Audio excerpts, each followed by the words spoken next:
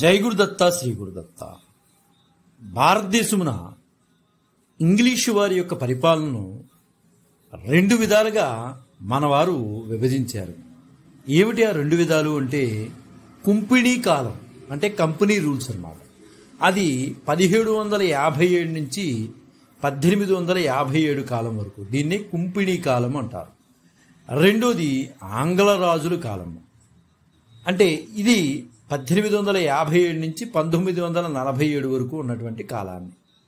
అయితే దక్షిణ భారతమున కుంపిణీ వారి కాలంలో రాజభాష అయినటువంటి ఆంగ్ల భాషను చాలామంది మన తెలుగు వాళ్ళే నేర్చుకుని ఆంగ్ల పాలకుల యొక్క గౌరవాన్ని కూడా చాలామంది పొందారు.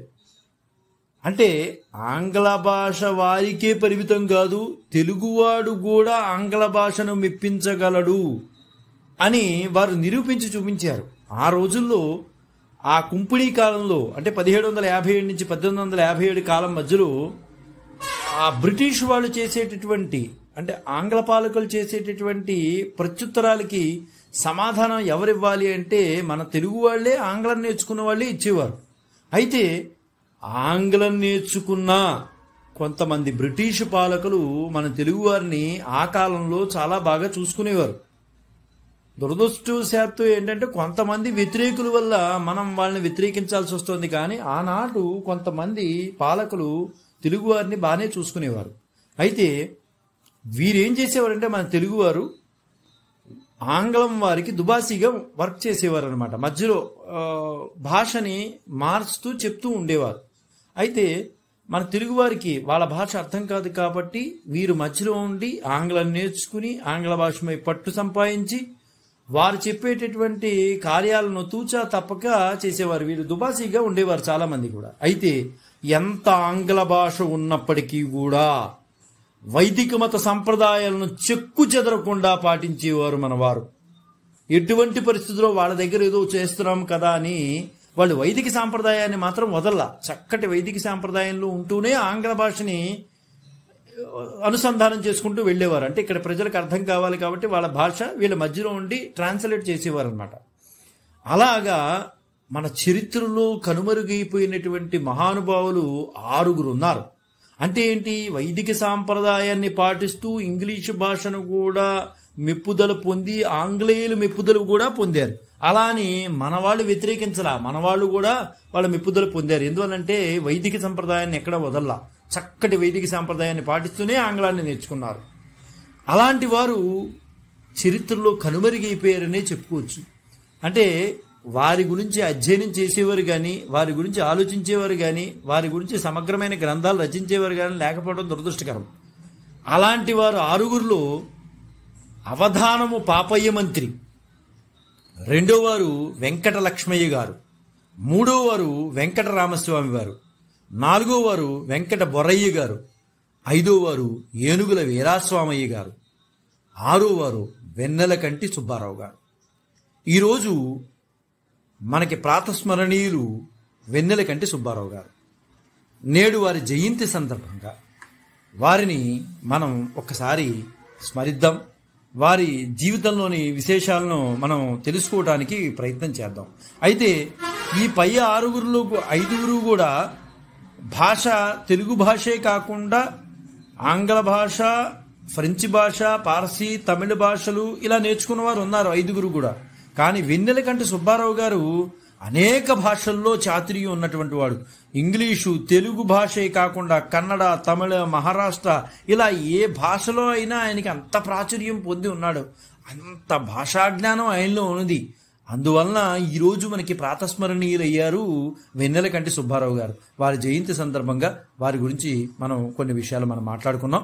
వెన్నెలకంటి సుబ్బారావు గారిది పూర్వీకులది నెల్లూరు ప్రాంతానికి చెందిన ఇందుకూరుపేట సముద్రంలోని ముసలి గ్రామం అంటారు.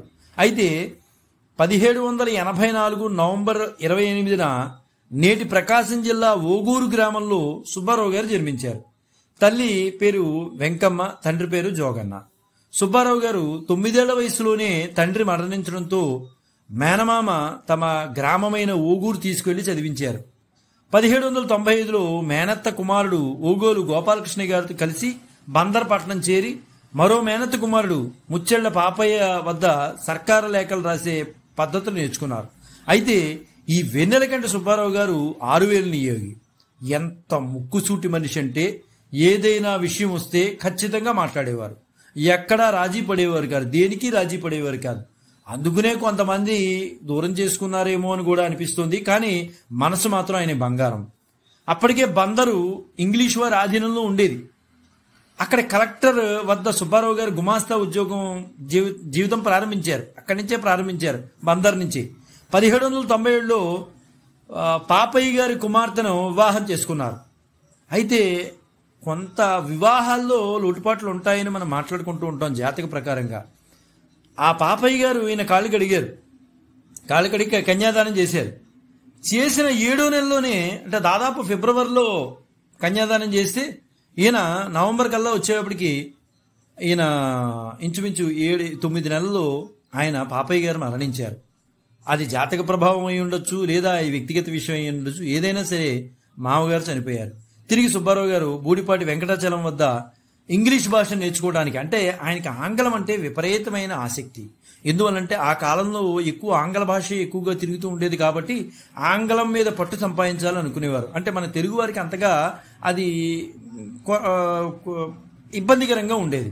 అలాంటి ఇబ్బంది అయిన భాషను మనం నేర్చుకోవాలనే ఉద్దేశంతో ఆంగ్ల భాషను ఈయన సుబ్బారావు గారు నేర్చుకోవడం కోసం బూడిపాటి వెంకటాచలం గారి దగ్గర నేర్చుకోవడం ప్రారంభించారు. తర్వాత గుంటూరు వెళ్ళి పెరియతంబి పిళ్ళి సహకారంతో పే మాస్టర్ వెల్సన్ వద్ద నెలకు 1 వరహ జీతంతో సర్కార్ జాబులు రాసే ఉద్యోగం సంపాదించారు. అంటే ఇంగ్లీష్ భాషలో రాసేటటువంటి, అంటే ఇక్కడ తెలుగులో ఉన్న వాటిని ఇంగ్లీష్లోకి మార్చుకుని రాసేటటువంటి ఉద్యోగంలో చేరారు. అనంతరం అతను దుబాసీగా మారారు.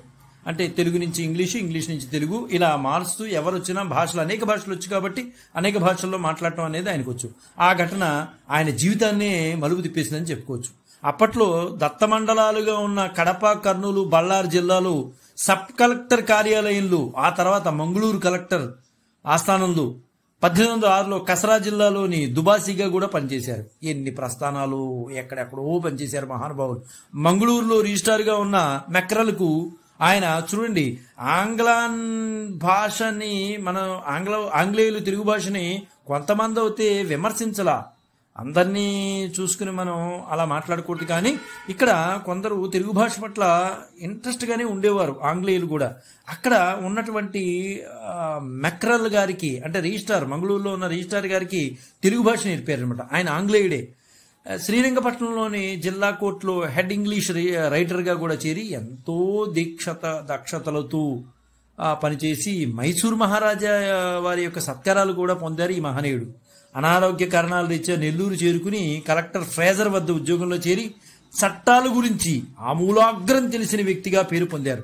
అంటే ఏదైనా ఒక చట్టం గురించి మాట్లాడాలి అంటే ఫ్రేజర్ గారు ఈయనకే కబురు చేసేవారు. వెన్నెలకంటి సుబ్బారావు గారిని పిలవండి, ఆయన తప్పించి ఇంకెవరు దీనికి సొల్యూషన్ ఇవ్వలేరు అనేవారు. 1815కి మాతృభాష తెలుగుతో పాటు ఆంగ్లం, పార్సీ, హిందుస్థానీ, తమిళ భాషలు నేర్చుకుని మద్రాసు సుప్రీంకోర్టులో 14 సంవత్సరాల పాటు పరభాషల దుబాసీగా పనిచేశారు. ఈయన తెలుగు, ఆంగ్ల భాషల్లోనే కాక ఇతర భాషలో నిష్ణాతులైన వెన్నెలకంటి సుబ్బారావు గారు వ్యాకరణ రచనలు, అనువాదాలు, స్వీయ చరిత్ర రచన వంటివి సాగించారు. అయితే ఆంగ్ల భాషలో నిష్ణాతులైన వెన్నెలకంటి సుబ్బారావు గారు తన స్వీయ చరిత్ర రాసుకున్నారు. డైరీలు కూడా రాసుకొని సుబ్బారావు గారు స్వీయ చరిత్రలో వివరాలను పూసగుచ్చినట్లు రాశారండి, తారీఖులతో సహా. గొప్ప విశేషం ఏంటంటే ఇది 120 పేజీలు ఉన్న స్వీయ చరిత్ర. అయితే ఇందులో డైరీలు కూడా అలా ఉండదేమో, ఆయన ఎంత చక్కగా రాసుకున్నారంటే తిథి వారాలతో సహితంగా కూడా రాసుకున్నారు. ఆయనకి సుమారు ఒక 5 పెళ్లిళ్ళు అయినట్టుగా కూడా. ఎంత ధైర్యం అండి ఒక చరిత్రలో ఒక వ్యక్తిగత విషయాన్ని రాసుకోవటం అంటే. మహానుభావుడు కాబట్టి రాసుకున్నాడు. 5 పెళ్లిళ్ళు అయ్యాయని రాసుకున్నాడు ఆయన. ఏమో ఆయన జాతకరీత్యా ఆయన ఎన్నో ఇబ్బందులు పడి ఉండొచ్చు, కానీ ఎంత గొప్ప జ్ఞానం కలిగినటువంటి మహానుభావుడు అంటే అంత జ్ఞానం కలిగినటువంటి మహానుభావుడు. ఆ రోజుల్లో బహుశా 1754 వచ్చేప్పటికి ఇప్పుడు మనం సుబ్బారావు స్పెల్లింగ్ని వేరేగా రాస్తాం. ఆనాడు సుబ్బారావు అంటే SOOB రాసేవారు, SOOBROW రాసేవారు. అంటే ఆయన స్వీయ చరిత్ర పుస్తకం మనం చూసినట్లయితే, అంటే శ్రీ భారతి పబ్లికేషన్ వాళ్ళు సికింద్రాబాద్ వాళ్ళు 1976లో ఉన్నట్టుంది బహుశా. ఆ పుస్తకం మనం చూసినట్లయితే మనకు అర్థమవుతుంది ఆయన స్వీయ చరిత్ర, ఆనాటి కాల పరిస్థితులన్నీ కూడా మనకి చాలా స్పష్టంగా అందులో మనకి కనిపిస్తాయి. ఎందువల్లంటే అక్కడ ఆయన చాలా సార్లు ఆయన కోరిక ఏంటంటే కాశీ దర్శనం చేయాలని, కాశీ విశ్వేశ్వరుని కూడా దర్శనం చేసినట్టు, మణికర్ణిక ఘాట్లో స్నానం చేసినట్టు అనేక రకాలు ఆయన పొందుపరిచారు. ఎంత అద్భుతంగా చేశారంటే అసలు ఆయన స్వీయ చరిత్ర పుస్తకం చదువుతూ ఉంటే ఎంత ఆనందం కలిగిస్తుందో. ఆనాటి వాతావరణంలోకి మనం కూడా వెళ్ళిపోతాం. అంటే తిరువళ్ళూరు జిల్లా మున్సిఫ్గా పనిచేసిన వెన్నెలకంటి గోపాలరావు గారు 1873లో మద్రాస్ ఫాస్టర్ ప్రెస్లో ముద్రించారు ఈయన స్వీయ చరిత్రని. 1873లో మద్రాసు ఎప్పుడైతే ముద్రించారో ఆటోబయోగ్రఫీ ఆఫ్ వెన్నెలకంట సుబ్బారావు 1784, 1839 అనిగా ప్రచురించారు. అయితే సుబ్బారావు గారు మరణాంతరం మాత్రం ఇది ప్రచురితమైంది. ఈ గ్రంథం అచ్చులోకి వచ్చి తొలి తెలుగువాడు ఆత్మకథనే గాక ఆంగ్ల భాషలో ముద్రితమైన తొలి ఆత్మకథగా చారిత్రక ప్రఖ్యాతిని వహించింది. నెల్లూరు ప్రాంత చరిత్రను కూడా పరిశోధించిన ప్రముఖ చరిత్రకారులు ఈతకోట సుబ్బారావు గారు ఈ విషయాన్ని పేర్కొన్నారు. అంటే ఆంగ్ల భాషలో ముద్రితమైన తొలి ఆత్మకథగా చారిత్రాత్మక ఇది పొందిందనమాట. ఆయన ఎంత చారిత్రాత్మక గొప్పతనాన్ని పొందిందంటే తొలి ఆత్మకథగా, తెలుగువాడి తొలి ఆత్మకథగా ఈయన పుస్తకం అనేది వచ్చింది. అప్పటి వరకు ఆత్మకథలు ఎవరు బహుశా రాసుండకపోవచ్చు, ఈయనతోనే మొదలయ్యి ఉండొచ్చు. వెన్నెలకంట సుబ్బారావు గారు యొక్క ఆత్మ కథను మనం చూసినట్లయితే ఎంత ప్రస్ఫుటంగా మనకు కనిపిస్తుందో. అంటే ఈ గ్రంథంలో కుంఫిణీ పాల తొలినాళ్లలో, అంటే ఈస్ట్ ఇండియా కంపెనీ తొలినాళ్లలో సామాజిక రాజకీయ స్థితిగతులు, ఆనాటి దక్షిణ భారతదేశ పరిస్థితులు వంటివి ఎన్నో మనకి ఆ గ్రంథంలో తెలుస్తాయి. అది చూస్తుంటేనే చాలా ముచ్చటగా ఉంటుందండి. అలాంటి పుస్తకాలు మనం తప్పనిసరిగా చదవాలి. చదివితేనే మనకి ఆ జ్ఞానం అనేది వస్తుంది. చారిత్రాత్మకంగా ప్రఖ్యాతి పొందిన ఈ ఆత్మకథను తెలుగులో అక్కిరాజు రమాపతి గారు అనువదించారు. తెలుగులోకి అనువదించినటువంటి మహానుభావుడు ఎవరయ్యా అంటే అక్కిరాజు రమాపతి గారు. 1806 ప్రాంతంలో మంగళూరులో రిజిస్ట్రార్గా పనిచేసే మెక్రల్తో కలిసి కన్నడ భాష వ్యాకరణం కూడా నేర్చుకున్నారు. ఆయనకి తెలుగు నేర్పడంతో పాటు కూడా ఆయన కన్నడ వ్యాకరణం కూడా నేర్పారు అనమాట. ఇద్దరు నేర్చుకున్నారు. ఆ వ్యాకరణాన్ని కూడా ఈయన నేర్చుకోవడం జరిగింది. 1820లో మద్రాసు స్కూల్ బుక్ సొసైటీ సభ్యత్వం స్వీకరించిన సుబ్బారావు గారు చిన్నారులకు ఉపయోగపడే విధంగా వాచకాలను తెలుగులోకి అనువదించేవారు. ఎంత గొప్ప విశేషం! ఒక మద్రాసు రాష్ట్రంలో ఆయన వెళ్ళి తెలుగు పుస్తకాలను అనువదించారంటే ఎంత గొప్ప విశేషం. ఆనాటి కంపెనీ పాలనలో ఉన్నతోద్యోగులు నిర్వర్తించిన సుబ్బారావు గారు సమాజ సేవలో కూడా తమ బాధ్యత నిర్వహించారని చెప్పాలి. ఒంగోలు సమీపంలో సింగరాయకొండ ప్రాంతంలో బాటసారులకు మజిలీ చేసే సౌకర్యాలు లేకపోవడం గమనించిన సుబ్బారావు గారు సత్రం కట్టించారు. ఆ సత్రానికి తన భార్య కనకమ్మ పేరిట కనకమ్మ సత్రంగా నామకరణం చేశారు. ఎన్నో ఏళ్ల పాటు దారిపోయే బాటసారులకు మజిలీగా ఉపయోగపడిన ఆ సత్రం అటువైపు రహదారులు వేరే వైపుకు మారిపోగా 100 ఏళ్లకు నిరుపయోగమైన శిథిలావస్థకు చేరిపోయింది. అంటే అప్పుడున్నప్పుడు రహదారులు అలా ఉండేవి, తర్వాత రహదారులు మార్చేయడం వలన అది శిథిలావస్థకి వెళ్ళిపోయింది. ఆ స్థితిలో సత్రం ఎక్కడ ఉందో కూడా తెలియకపోవడంతో పాదయాత్రికుడైన ప్రొఫెసర్ ఆదినారాయణ గారు 2010 ప్రాంతంలో కనుగొన్నారు ఆ శిథిలావస్థలో ఉన్నటువంటి సత్రాన్ని. ఆటోబయోగ్రఫీ ఆఫ్ వెన్నెలకంట సుబ్బారావు గ్రంథాన్ని ఆనాటి కంపెనీ కాలంలోని స్పష్టమైన మ్యాపులను ఆధారంగా తీసుకుని కాలగర్భంలో కలిసిపోయినటువంటి రాజమార్గాలను సాహిత్యాధారాలతో ఊహించి ఆ సత్రాన్ని కనుగొన్నారు మన సాహిత్యకారులు. చాలా చక్కగా అండి, మామూలు కూడా కాదు. వెన్నెలకంట సుబ్బారావు గారు ఎంత కృషి చేశారంటే అంత కృషి చేశారు. ఆ విషయాల్ని కొంతమంది మహానుభావులు వెలుగులో తీసుకొచ్చారు. ఆ తర్వాత అవి కూడా నిరుపయోగంగా అయిపోయాయి అనుకోండి, ఎవరు దాన్ని పట్టించుకోకపోవడం అయిపోయింది. ప్రొఫెసర్ ఆదినారాయణరావు గారు మాత్రం చాలా చక్కగా ఈ విషయాన్ని, ఆ సత్రాన్ని, రాజమార్గాల్ని మ్యాపుల ద్వారా సృష్టించుకుని ఆయన వెళ్ళి కనుగొని బయట పెట్టారు. వెన్నెలకంట సుబ్బారావు గారు ప్రభుత్వంలో ఉన్నతోద్యోగిగా పనిచేస్తూ ఎందరో ఉద్యోగ అవకాశాలు కనిపించారు. నాకు ఉద్యోగం కావాలి అని ఒక తెలుగువాడు అడిగితే హృదయం ద్రవించిపోయేది ఆయనకి. ఇంగ్లీష్ వాడితో ఏదో విధంగా ఆ భాషలో వారు మాట్లాడి ఆ వ్యక్తికి ఉద్యోగాలు ఇప్పించారు. అలా ఎందరో మహానుభావులు అందరికీ కూడా ఉద్యోగాలు ఇప్పించారు. కాశీయాత్ర చరిత్ర గ్రంథకర్త, నాటి మద్రాసు సుప్రీంకోర్టులో ఉన్నత స్థాయిలో ఉద్యోగం పొందిన ఏనుగుల వీరాస్వామయ్య గారికి కూడా మద్రాసు కోర్టులో ఉద్యోగం ఇప్పించిన వ్యక్తి ఎవరయ్యా అంటే వెన్నెలకంట సుబ్బారావు గారని చెప్పుకోవచ్చు. అయితే ఈయన ఎంత కృషి చేశారంటే అటు తెలుగు భాషకి చేశారు, అటు ఆంగ్ల భాషకి చేశారు, ఇంగ్లీష్ వాళ్ళని మెప్పించగలిగారు. కుంపిణీ కాలంలో ఈయన మెప్పించినటువంటి 6 వ్యక్తుల్లో ఈయన కూడా ఒకరని మనం చెప్పుకోవచ్చు. ఆంగ్ల భాష అంటే ఎంత పరితపించిపోయేవారు. అలాని తెలుగుని దూరంగా పెట్టేవారు కాదు. నాటి పరిస్థితుల్లో ఇంగ్లీష్ వస్తే తెలుగులో మా వాడు మాట్లాడటం మర్చిపోయాడండి అంటారు. అది కాదు సంస్కారం. ఆయన ఎంత ఇంగ్లీషు భాషలో మేధావైనప్పటికీ కూడా తెలుగు భాషను వదిలేవాడు కాదు. తెలుగు అంటే ప్రాణం. ఆయన ఉద్యోగం ఇంగ్లీషు భాషలో చేస్తున్నా తెలుగువారంటే ప్రాణం. తెలుగువారు వచ్చి నాకు ఉద్యోగం ఇప్పించండి, అర్హతలు ఉన్న వ్యక్తి వచ్చి అడిగితే మనసును ద్రవించేది ఆయనకి. మనసు వెంటనే ఏదో రకంగా ఆంగ్లేయులతో మాట్లాడి వారికి ఉద్యోగాలు ఇప్పించేవారు. ఎందరెందరికూ మహానుభావులకి ఉద్యోగాలు ఈయన ఇప్పించారు.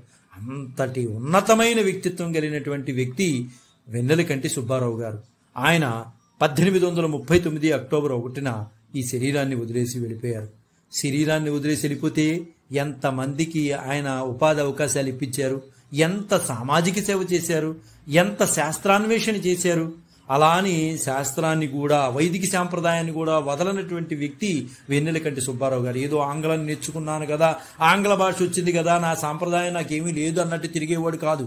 ఇటు ఇంట్లో వైదిక సాంప్రదాయం పాటిస్తూనే బయట ఆంగ్లంలో అన్నిటికీ కూడా సమాధానాలు చెప్పేవారు. ఎంత చక్కటి వ్యక్తిత్వం. అందుకునే కాబోలు ఇంగ్లీషు వారు కూడా ఎంతగా మెచ్చుకున్నారంటే అంతగా మెచ్చుకున్నారు. అటువంటి మహానుభావుల చరిత్ర నేడు కనుమరుగైపోతోంది. అటువంటి మహానుభావుల గురించి మన భావితరాల వారికి తెలియజేయాలి. వెన్నెలకంటి సుబ్బారావు గారు మహోన్నతుడు.